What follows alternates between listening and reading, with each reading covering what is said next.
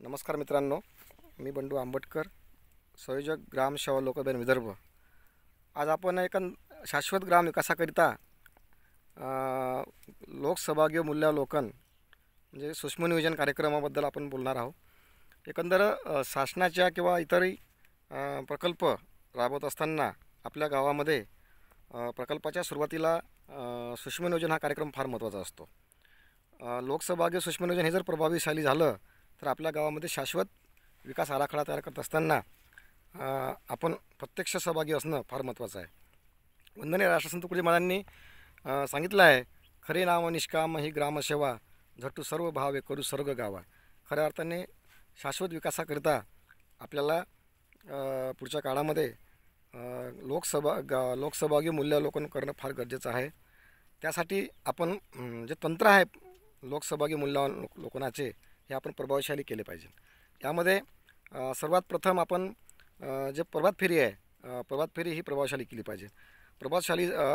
जर आपण प्रभात फेरी प्रभावशाली केली तर आपण गावातील लोकांना ही लक्षात येतं की आपल्याला या प्रकल्पाचं खरं म्हणजे गांभीर्य आहे हे समजून येतं त्या लोकांना. आणि प्रकल्पाचं गांभीर्य जर लक्षात आलं तर मग लोकांचा सहभाग वाढतो. म्हणजे प्रभात फेरीमधून आपल्याला प्रकल्पाचं गांभीर्य लोकांना लक्षात आणून द्यायचं आहे आणि प्रसार आणि प्रचार करायचा आहे. त्यासोबतच आपल्या दुसऱ्या तंत्रामध्ये गावातील ग्राम नकाशामध्ये सुद्धा गावातील नागरिकांचा सहभाग असला पाहिजे. जर ग्राम नकाशा काढत असताना नागरिकांचा सहभाग असला तर लोकांना हे लक्षात येतं की आपल्या गावामध्ये 50 वर्षा अगोदर काय परिस्थिती होती रस्त्यांची, घराची आणि ग्रामपंचायतनी उभारलेल्या संसाधनाची हे पूर्णपणे जाणीव होतं. आणि मग आज काय परिस्थिती आहे आणि पहिले काय होती याबद्दलचा सर्व आराखडा आपल्याला ग्राम नकाशामधून येतो. त्यासोबतच तिसऱ्या तंत्रामध्ये आपल्याला शिवार फेरी ही प्रभावशाली झाली पाहिजे. शिवार फेरी जर प्रभावशाली झाली आणि या शिवार फेरीमध्ये जर आपण ग्रामपंचायतचे सर्व पदाधिकारी, गावातील शेतकरी, काही महिला यांचा जर सहभाग असला तर आपल्या गावामध्ये एकंदर उत्पादनाचे काय स्रोत आहे, शेतीची काय परिस्थिती आहे, हवामान बदलानुसार आपल्या जमिनीवर झालेले परिणाम याबद्दलची सर्व माहिती मिळतं. आणि मग प्रत्यक्षामध्ये आपल्याला काय करणं गरजेचं आहे याबद्दलची सर्व आपल्याला माहिती मिळतं. म्हणून शिवार फेरी हे प्रभावशाली होणं गरजेचं आहे.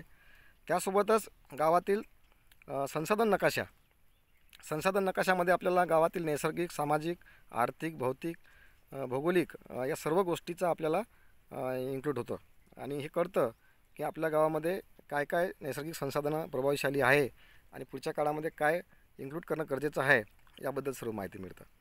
त्यासोबतच या प्रक्रियेमध्ये गावाचं वॉटर बजेटिंग म्हणजे पाण्याचं अंदाजपत्रक होणं महत्त्वाचं आहे. कारण आपण बऱ्याच वर्षापासून गावात राहतो परंतु आपल्याला गावामध्ये उपलब्ध पाण्याची अजूनही आपल्याला माहिती राहत नाही.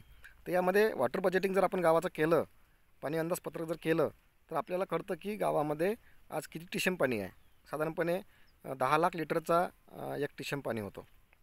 आपल्या गावामध्ये खऱ्या अर्थाने पाणी किती उपलब्ध आहे, निसर्गाचं पडणारं पाणी किती आहे आणि आज किती आहे. तर यासाठी गावातील आपल्याला आपल्याकडे जनावरं किती आहे, आपल्या गावामध्ये एकंदर पूर्ण संख्येची आकडेवारी याच्यामध्ये इन्क्लूड करणं महत्त्वाची आहे. त्यासोबतच आपल्याला वॉटर बजेटिंगमुळे हे कळतं की आपल्या इथे पाण्याचे प्रमाण किती आहे, आपण प्लसमध्ये आहे की मायनसमध्ये आहे याबद्दल सगळी जाणीव होते. आणि मग आपण त्याच्यामधून आपल्या पिकाचा बदल करू शकतो. यासोबतच आपण एक तंत्र महत्त्वाचं आहे की समयरेषा हे तंत्र फार महत्त्वाचं आहे. समयरेषा तंत्रामधून आपल्याला हे कळतं की आपल्या गावामध्ये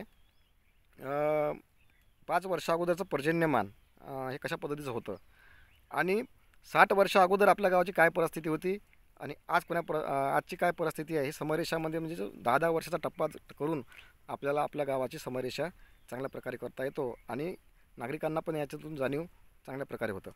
त्यासोबतच या प्रक्रियेमध्ये लोकसहभागी मूल्यांकन प्रक्रियेमध्ये मूल्य साखळी हे फार महत्त्वाचं आहे. कारण आज देशामध्ये जे आपण वातावरण बघतो की उत्पादन खर्च आणि उत्पन्न याचा ताल कुठं जुळत नाही शेतकऱ्यांचा.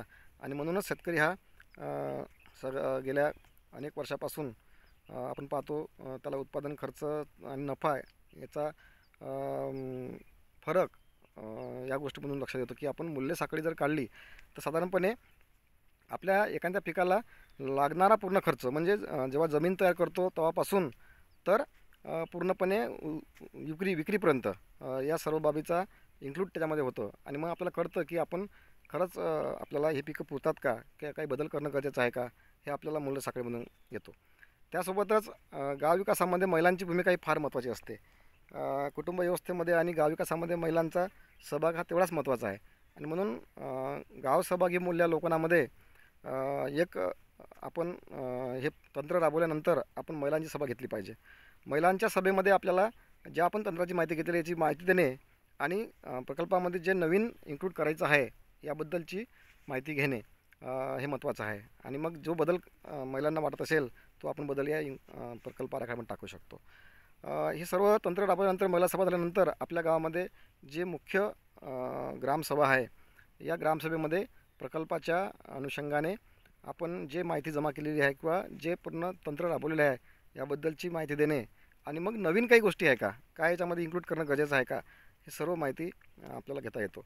एकंदर या तंत्राचा उपयोग जर आपण चांगल्या पद्धतीने केला तर निश्चित आपण आपल्या गावाचा शाश्वत विकास करू शकतो आणि पुढे होणाऱ्या कामाचं आपल्याला प्रकल्पाच्या अंमलबजावणीसाठी याचंच खूप महत्त्व होऊ शकतं आणि महत्त्वाचं ठरू शकतं. आणि म्हणून आपण या गाव सहभागी मूल्यांकन या प्रक्रियेमध्ये प्रत्यक्ष सहभाग घेतला पाहिजे. युवकांनी याच्यामध्ये मोठा सहभाग दिला पाहिजे, कारण युवक हे पुढच्या आपल्या पुढील देशाचे मुख्य नागरिक होणार आहे. त्यांचा गाव विकासामध्ये आणि कुटुंब व्यवस्थेमध्ये मोठा सहभाग राहणार आहे. आणि म्हणून युवकांनी याच्यामध्ये लक्ष दिलं पाहिजे. आणि अशा पद्धतीने जर आपण केलं तर आपण गावाचा शाश्वत विकास चांगल्या पद्धतीने करू शकतो. आणि म्हणून वंदनी मातांनी म्हटलं आहे, सहकार्याची प्रबळ भावना ह्याची शिक्षणाचे मुख्य सूत्र जाणं. आणि म्हणून आपण गावातील अशा प्रकल्पाच्या प्रकल्प अंमलबजावणीकरता आपल्याला जे सूक्ष्म नियोजन कार्यक्रम आहे हा फार महत्त्वाचा आहे. आपण याच्यामध्ये सहभाग घेतला पाहिजे आणि याकडे आपण बारकाईने लक्ष देऊन या गोष्टीकडे लक्ष देऊन आपण सहभागी झालो पाहिजे. धन्यवाद.